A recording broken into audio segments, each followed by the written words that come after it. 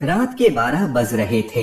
मैं अभी अभी अपने कमरे में आई थी कि मेरे पीछे मेरी नंद बबीता भी आ गई। बबीता को अपने साथ देखकर मैं हैरान हो गई। मैंने कहा, बबीता जाओ, जाकर सो जाओ, सुबह बात करेंगे। मैंने उससे कहा तो वह जैसे नाराज सी हो गई। भाभी, मुझे आपसे एक चीज चाहिए। हाँ बोलो, क्या चाहिए? मैंने जल्दी में कहा। मुझे बहुत नींद आ रही थी। भाभी, मुझे आपका यह सूट बहुत प्यारा लगता है, आप प्लीज यह मुझे दे दे, मैं आपको वापस कर दूंगी। मेरी नंद ने इस कदर मासूमियत से कहा कि मेरा दिल पिघल गया। वैसे भी वह मेरी छोटी बहनों की तरह थी। मैं उससे कोई चीज अलग नहीं रखती, हमेशा उसकी मदद करती। हाँ हाँ बबीता, तुम जरूर ले लेना।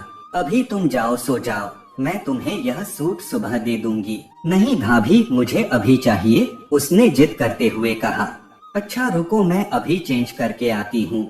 यह कहकर मैं अपने कमरे के अटैच बाथरूम में चली गई। मैंने उसे कपड़े चेंज करके तो दिए, मगर मुझे अजीब सा लग रहा था। मैं उसे धोकर साफ सुथरा करके देना चाहती थी। मैंने उसे अपने बाकी सूट भी दिखाए, मगर वो वही कपड़े लेना चाहती थी। मैंने उसे कपड़े दिए तो वो तुरंत मेरे कमरे से चली गई। उसके जाते ही मुझे ख्याल आया कि दुपट्टा तो वो यही छोड़ गई। वैसे तो यह कोई वक्त नहीं था किसी के कमरे में जाने का, लेकिन वह 2 मिनट पहले ही मेरे कमरे से निकली थी। मैं दुपट्टा लेकर अपनी नंद के कमरे में गई। उसके कमरे का दरवाजा खुला था, मगर वह वहाँ नहीं थी। यह देखकर मुझे हैरत हुई। मैंने जाकर अपनी सास के कमरे में देखा, मगर वह वहाँ भी नहीं थी। हाय राम, यह बबीता कहाँ गई? मैं ये सोच ही रही थी कि इतने में मेरी नजर बाहर के दरवाजे पर पड़ी, तो देखा बबीता वहाँ से अंदर आ रही थी। बबीता, तुम इस वक्त बाहर गई थी? मैंने हैरत से पूछा। नहीं भाभी, मैं तो बस दरवाजा बंद कर रही थी। दरवाजे के पास बस एक बिल्ली नजर आई, उसे भगाते भगाते बस बाहर चली गई। बबीता ने कहा तो मैं सोच में पड़ गई। बहरहाल मैंने उसे दुपट्टा दिया और वापस अपने कमरे में आ गई। आज निखिल को गए हुए 3 दिन हो गए थे। मैं उन्हें बहुत याद कर रही थी। उनकी यादों में खोए हुए ही मुझे नींद आ गई। सुबह मैं उठी तो मेरा सर भारी हो रहा था। शादी में जाने की वजह से बहुत थकावट थी। मैंने उठकर घर के सारे काम निपटाए और दिन के 10:30 बजे अपनी बहन को फोन करने बैठी ही थी कि बबीता मेरे कमरे में आ गई। भाभी, मुझे आपसे कुछ बात करनी है, बबीता ने थके थके अंदाज में कहा। बात को छोड़ो, यह तुम्हें क्या हुआ है? मैंने उसकी आंखें लाल हो रही थी। उससे सही तरह से चला भी नहीं जा रहा था। लगता था जैसे वह बुखार में हो। मैंने उसके माथे पर हाथ लगाया तो बुखार में तप रही थी।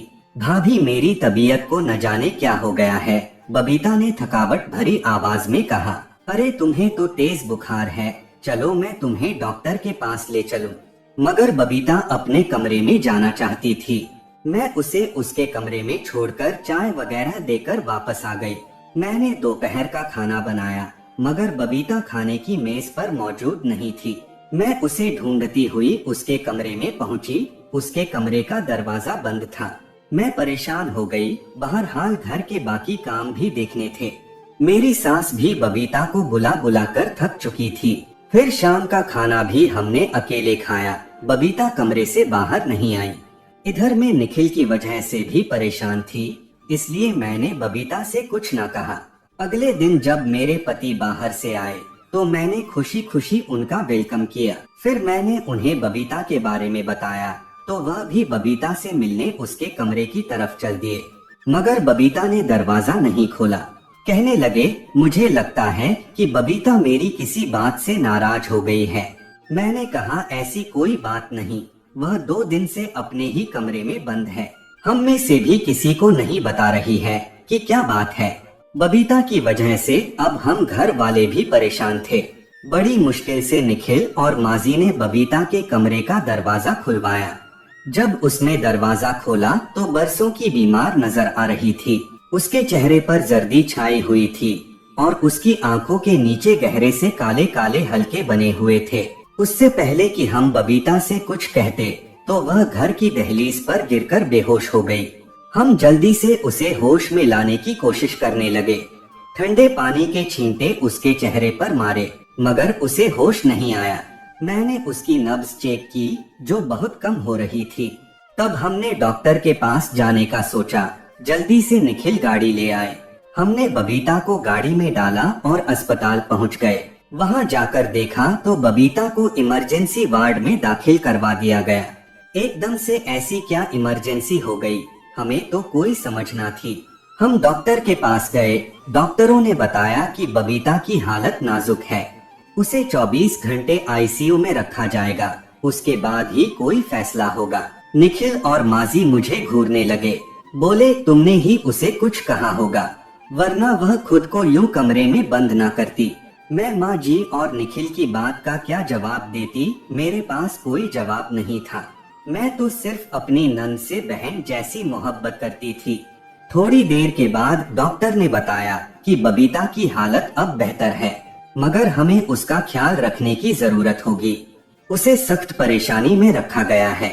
इस बात पर निखिल और मेरी सास मुझे घूरने लगे, हालांकि मैंने कुछ नहीं किया था। फिर हम लोग बबीता से मिलने उसके कमरे में गए तो देखते हैं कि वो खाली खाली आंखों से ऊपर छत की तरफ घूर रही थी। उसके बारे में हम में से कोई कुछ नहीं कह सकता था। डॉक्टर ने सिर्फ इतना बताया कि बबीता को सांस घटने की वजह से अचानक दिल का दौरा पड़ते पड़ते बचा, वरना अगर देर हो जाती तो मौत के मुंह में जा सकती थी। बबीता के बारे में यह जानकर माजी को बड़ा डर महसूस हुआ। उसके साथ हुई ये घटना के बारे में कुछ भी समझ नहीं आ रहा था। खैर एक ही दिन में ही बबीता को अस्पताल से डिस्चार्ज कर दिया गया। डॉक्टरों ने हमें बुलाकर इस बात की चेतावनी दी कि हम बबीता को ताजा हवा में रखें। हम लोग बबीता को लेकर घर आ गए तो वह कुछ खोई खोई सी थी। ऐसा लगता था जैसे उसे कोई गहरी परेशानी है। मेरे लाख पूछने पर भी उसने मुझे कुछ नहीं बताया था। अलबत्ता वह बार बार अपने कमरे में जाने की जिद कर रही थी। मजबूर होकर हमने भी उसे उसके कमरे में जाकर बैठा दिया, मगर डॉक्टर ने कहा था कि बबीता को कोई परेशानी नहीं देनी। इसी वजह से हम भी परेशान थे, क्योंकि बबीता की बात ना मानते तो भी उसके लिए अच्छा नहीं था। बबीता ने अपने कमरे में जाकर थोड़ी देर बाद ही फिर से दरवाजा बंद कर लिया। काफी देर उसका दरवाजा बंद रहा। हमें दोबारा शक होने लगा। उसका दरवाजा बजाया, उसने दरवाजा खोला तो उसकी सांस फूली हुई थी। वह फिर परेशान लग रही थी और अब की बार भी वैसा ही हुआ। वह धड़ाम से जाकर जमीन पर गिर पड़ी और दोबारा बेहोश हो गई। अब माजी और निखिल मुझे डांटने लगे। मजबूरन एक बार फिर बबीता को अस्पताल लेकर जाया गया। डॉक्टर ने फिर वही बात कही कि तुम लोग हमारी बात शायद समझ नहीं पाते, इसे ताजा हवा में रखो। बार बार उसका दम घुटने की वजह से उसके साथ यह मसला पेश आता है। अब अगर यही लापरवाही बढ़ती गई तो बबीता को दिल का दौरा पड़ सकता है, फेफड़ों का मसला भी हो सकता है। उस बात पर हम सब तो सोच में पड़ गए। कुछ समझ नहीं आ रहा था कि क्या करें। तब मैंने निखिल से बात की, अब बबीता को कमरे में अकेले नहीं रहने देना चाहिए। अगर यह ऐसा ही करेगी, इसकी सेहत को खतरा होगा। निखिल बोले, वह सब तो सही है, लेकिन अगर बगैर जाने हम उसे अलग कमरे में रखेंगे तो यह पहेली और भी उलझ पड़ेगी। तुम्हें उसके बंद कमरे में झांक कर देखना होगा कि उसके बंद कमरे में ऐसी क्या बात है जो यह हमारे सामने बैठने से भी कतराती है। निखिल की बात भी सही थी। मैंने बबीता के कमरे में खिड़की के पर्दे को हल्का सा सरका कर छोड़ दिया, ताकि जब वह अकेली कमरे में हो तो मैं देख सकूं कि आखिर ऐसी क्या बात है जो बबीता हर वक्त अपने कमरे में बंद रहती है और बाहर आकर बैठना तक पसंद नहीं करती। रात का खाना खाकर बबीता अपने कमरे में चली गई। उसने दरवाजा बंद कर दिया। मैंने प्लान के मुताबिक खिड़की का पर्दा खिसका रखा था। इस बात का निखिल को नहीं पता था। उसके कमरे में जाने के बाद मैंने दरवाजे के बाहर खड़े होकर अंदर झांकने की कोशिश की। सामने कमरे में नजर पड़ी तो देखकर मैं हैरान हो गई कि बबीता ने अपने इर्द गिर्द बहुत सारी मोमबत्तियां जला रखी थी और वह उनमें चुपचाप बैठी थी। बबीता ने अपने बाल खोल रखे थे। उसका हुलिया अजीब सा था। उसने सर पर चादर भी नहीं ओढ़ रखी थी और मोमबत्तियां उसके इर्द गिर्द जल रही थी। अब मुझे सारी बात समझ में आ गई थी कि बबीता का दम मोमबत्ती जलाने से घुटता है। मोमबत्ती से एक खास किस्म की गैस निकलती है जिसकी वजह से इंसान को सांस की बीमारियां होती है और अगर ज्यादा देर इंसान मोमबत्ती के सामने बैठा रहे तो उसकी सांस अटक सकती है। मैंने फौरन दरवाजा खटखटाना शुरू कर दिया। अब की बार बबीता ने जल्दी जल्दी अपने बाल समेटे, मोमबत्तियां बुझाकर एक दराज में डाली और दरवाजा खोलकर गुस्से से बोली, क्या बात है, दरवाजा क्यों बजा रही हो? मुझे और कोई बहाना नहीं सूझा। बबीता मेरी जान, वह मेरे कपड़े तो वापस कर दो जो तुमने 2 हफ्ते पहले लिए थे। मुझे कल जरूरी काम पर जाना है। वह कपड़े मुझे दिन के 12 बजे पहनने हैं। अगर तुम मुझे अभी दे दोगी तो मैं उन्हें धोकर छत पर डाल दूंगी। सुबह तक सूख जाएंगे। सुबह तक सूख जाएंगे तो मैं फंक्शन में पहन कर जाऊंगी। मेरी बात पर बबीता का गुस्सा ठंडा हो गया और वह बोली, भाभी आपके वह कपड़े वह तो मैं भूल ही गई। आप ऐसा करें, मेरा कोई जोड़ा ले ले, मैं आपको वह अभी नहीं दे सकती। क्यों भाई, मुझे तो अभी चाहिए। मैंने उस पर जोर दिया। वह कपड़े तो ना दे रही थी मगर मेरी नजर सामने हैंगर पर पड़ी जहां मेरे कपड़े लटक रहे थे। अच्छा तो बबीता मेरी बात सुनो, तुम कम से कम अपने कमरे का पर्दा हटा तो दो। डॉक्टर ने कहा है कि तुम्हें ताजा हवा की जरूरत है। मैंने यह कहा और बबीता के कमरे का पर्दा हटाना चाहा। भाभी यह क्या कर रही है आप? मैं बिना पर्दे के कैसे रहूंगी? कोई बात नहीं बबीता, इस घर में गैर कौन है? तुम्हारा भाई ही तो है और माजी है।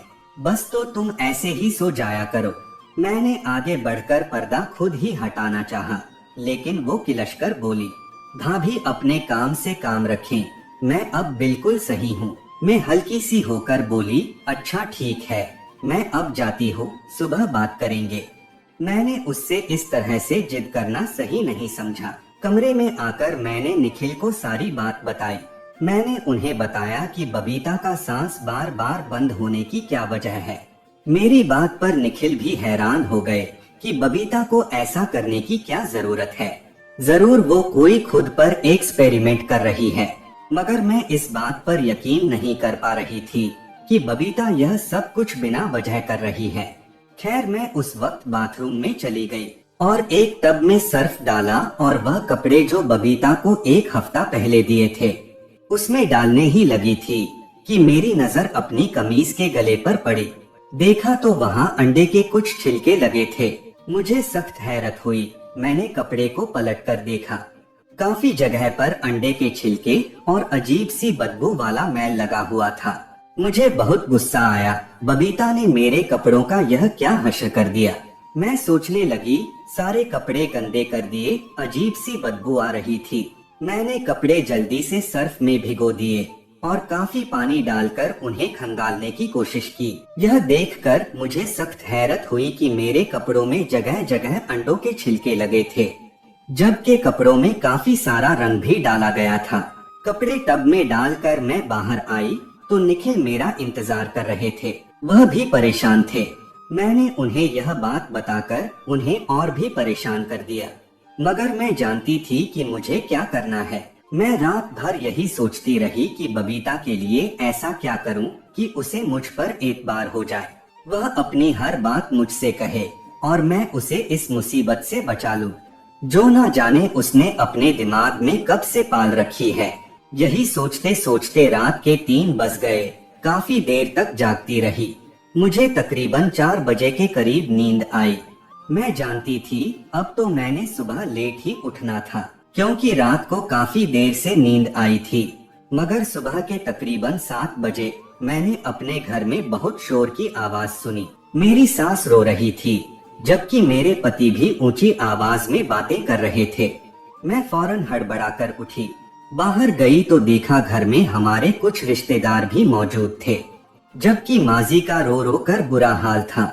माजी क्या हुआ है? मैं जल्दी से अपनी सास के पास पहुंची तो देखा कि सामने मेरी नंद बबीता चारपाई पर बेहोश पड़ी थी। उसके मुंह से खून आ रहा था और बाल बिखरे हुए थे। माजी इसे क्या हुआ है? मैंने आगे बढ़कर अपनी नंद का सर गोद में लिया और निखिल ने मुझे जल्दी से बबीता को संभालने का कहा और खुद गाड़ी लेने चले गए। आज बबीता बहुत ज्यादा बीमार थी, उसे खून की उल्टी आ रही थी। निखिल जल्दी से गाड़ी ले आए, हम बबीता को अस्पताल लेकर गए। हम तो उसे दवाएं भी वक्त पर देते थे, मगर राम जाने फिर कहां लापरवाही हो गई। बबीता को अस्पताल पहुंचाया गया। उधर अस्पताल वालों ने भी बबीता को तुरंत आईसीयू में दाखिल कर लिया। उसकी हालत बहुत नाजुक थी। डॉक्टर ने हमें बताया कि बबीता जिंदगी और मौत की कशमकश में है और सबसे मुश्किल बात यह थी कि उसकी बीमारी की समझ नहीं आ रही थी। डॉक्टर भी सुबह शाम टेस्ट कर करके थक गए थे, मगर बीमारी का कोई रास्ता नहीं मिल रहा था। अगली सुबह 4 बजे हमें यह खबर मिली कि बबीता इस दुनिया से जा चुकी है। माजी का तो रो रो कर बुरा हाल था। वह भी मुझे ही मनहूस कह रही थी, कहती तू मेरी बेटी को खा गई है। न जाने तूने क्या किया कि मेरी बेटी हमेशा के लिए मुझे छोड़कर चली गई। मैं उनका दुख समझ सकती थी, इसीलिए खामोश रही।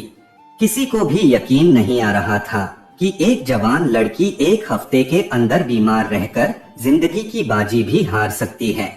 बबीता को दुनिया से गए हुए 40 दिन गुजर चुके थे। मैं बबीता के कमरे में गई। मैंने उसके कपड़े और कुछ फालतू का सामान गरीबों में दान कर दिए। अब बबीता का कमरा तकरीबन खाली रह गया था। सिर्फ उसकी एक अलमारी थी जो उसके बेड के पास रखी थी। अलमारी पर हर वक्त एक मोटा सा ताला लगा रहता था। बबीता के जाने के बाद अगर उसकी चीजों को अमानत रखना चाहिए था, लेकिन उसके बेड के पास पड़ी कुछ चीजों ने मुझे उस ताले को तोड़ने पर मजबूर कर दिया। मैं देखना चाहती थी कि उसकी अलमारी में ऐसा क्या रखा था और उन दिनों जब वह बीमार हुई उसकी क्या सरगर्मियां थी। मैंने ताला खोलने की कोशिश की, मगर वह अलमारी के अंदर बना हुआ था, इसलिए खोल नहीं पाई। मिस्त्री को बुलवाकर बड़ी मुश्किल से वह ताला तुड़वाया गया। उसके अंदर से किताबें और मंत्रों के शब्दों का एक और बॉक्स निकला। एक एक करके मैं वह किताबें देखने लगी तो मेरे होश ही उड़ गए। वो किताबें हकीमी नुस्खों से भरी पड़ी थी। दरअसल मेरी नंद बचपन से ही लंगड़ी पैदा हुई थी। उसकी एक टांग में हल्का सा फर्क था। चलते हुए वह लंगड़ा कर चलती थी। इस बीमारी को खत्म करने की हमने बहुत कोशिश की, मगर डॉक्टरों ने जवाब दे दिया। राम जाने कब बबीता हकीमों के चक्कर में पड़ गई। पहले तो उसने अलग अलग नुस्खे और टोटके शुरू किए और फिर ऐसी ऐसी चीजें करने लगी जिनका हकीकत में इस दुनिया से कोई ताल्लुक ही नहीं था। मैंने बबीता की डायरी वगैरह पढ़ी तो मुझे अंदाजा हुआ कि वह अपने लंगपंग की बीमारी किसी सेहतमंद इंसान में ट्रांसफर करना चाहती थी। उसे कोई और शिकार नजर नहीं आया तो उसने मुझे ही निशाना बनाना चाहा।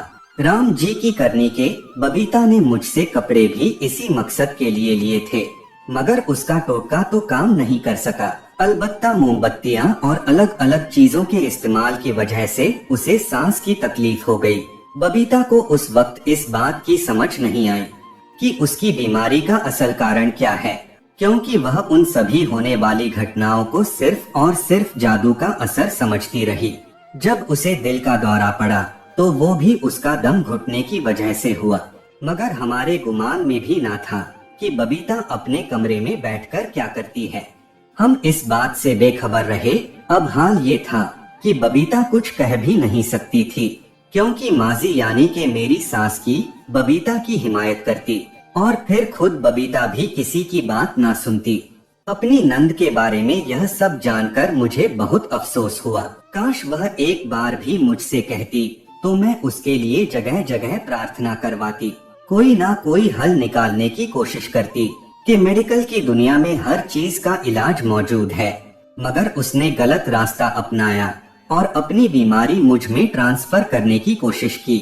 भगवान ऐसे लोगों को सही रास्ता दिखाने के साथ साथ सब्र भी दे कि वह अपनी कमियों पर सब्र करना सीख ले, बजाय उसके कि वो उन कमियों को हल करने के लिए किसी आसान रास्ते को तलाश करे।